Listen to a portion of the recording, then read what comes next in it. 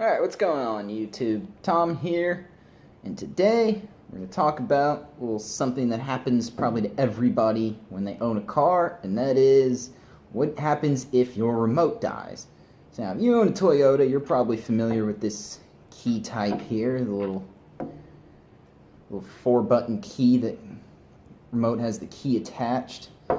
Anyway, let's talk about how to replace the battery.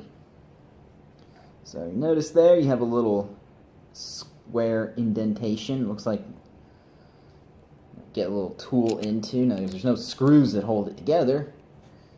So step one is you're going to have something to take this apart with. Now, screwdriver would work. I use a little metal spudger I got as a kit off Amazon for $6. These always work great. You don't scratch and tear everything up. So step one is I'm using the more flat edge. Put it into the hole. Just pry a little bit. And it'll start to come loose. And then, don't worry, you won't break anything. So you start to get it open a little bit. And then you just you pry a little more. And then it comes out.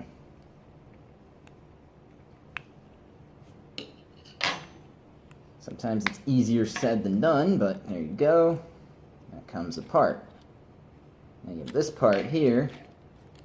Set that aside, and you have the little box-looking thing in here, and you're actually just going to easily take this out. And that goes flying because, rule of thumb when you make a video, things are always going wrong. But carefully take it out. Now, take care not to let the actual button surface here come out, because if this comes out, I swear to you it takes a PhD in engineering just to put the thing back in. It is that complicated. Okay, not literally, but it is difficult to put back in if it comes out. So now, with this piece, you have two halves. You have a little plastic cover where you can see the buttons themselves, a little chip behind it.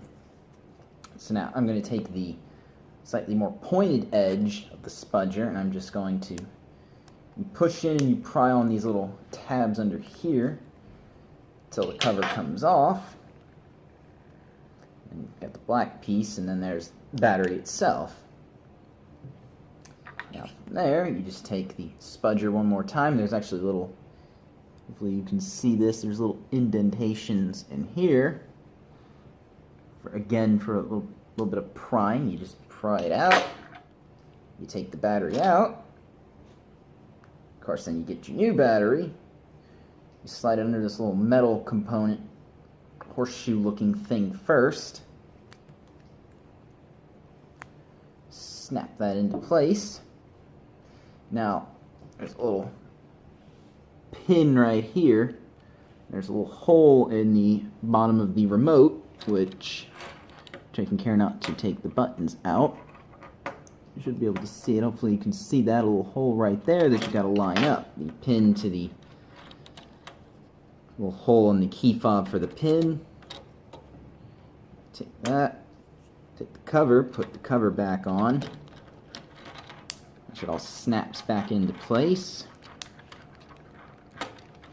And of course you take the back cover of the key. Snap that on, and there you go. Now, I'm going to go out, take you outside. We're going to go to the car that this key actually comes with in a minute, and we're going to show you how to do it. Show you how to make sure it still works. Now, take care and use the correct battery, because if you don't, especially on ones with the trunk releases, it goes into valet mode. You're going to have a bad time, because then it won't work right, and then you're taking it into the Toyota dealer, and they're wondering, is this guy an idiot or what? Secretly, they're probably thinking it, but of course they're going to be willing to help you out. You're just going to have to get a proper battery. So, now actually this is key to my truck. What happens if you have the older Toyota key, the transponder key unit and then remote? And of course this is actually a little bit easier, I find. Once again, you've got the little square indentation for a tool, so you take your tool, same spudger as before, and you take the flat edge, just pry. Yes, it comes right off. You take that out. opens up like this, and then you see the button face. This comes out. I find this one to be so much easier to work with, because this actually looks like it only molded from a few pieces of plastic and glued together. So you take this little cover off of it, and you're left with the chip and then the battery. Now you have these little metal tabs here, so you can't pry it out vertically, but you take these, kind of tilt them a little bit to the side, or take one of them, and then it just slides right out.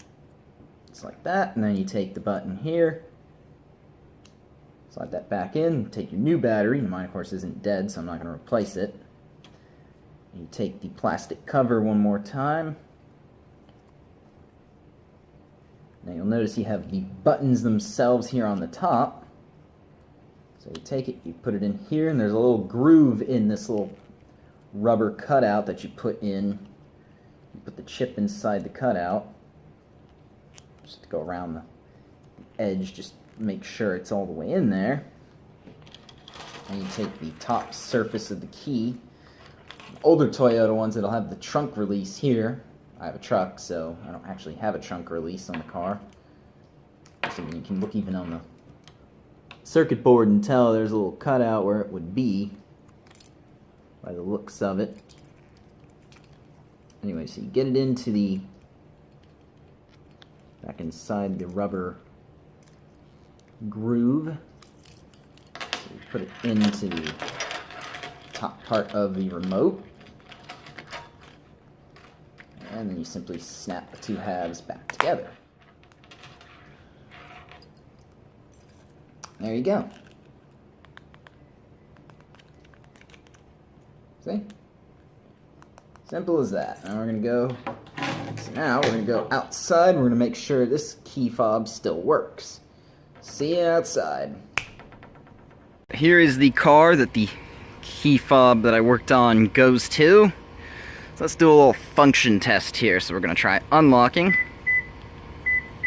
Unlocks. Locks. And then trunk, which is the big one. Now, like I said, when you go ahead and you change these out, you have to use the correct batteries for these, the Toyota ones, otherwise they actually don't work. You go into valet mode, and in valet mode it will not open your trunk, which is an important thing. So let's walk over here and let's close the trunk at least. So I'm done with that. Now, on the older style remotes, if you do happen to have the separate remote, big thing is just make sure you can still push the buttons. So we're going to come from a little bit of a distance here. Yep, that still works. Now these, to the best of my knowledge, they don't necessarily go into valet mode as easily. I could be wrong on that, but either way, let me know in the comments below if someone's got one of these and it goes into valet mode. But older style Toyota keys are a little bit easier to work on.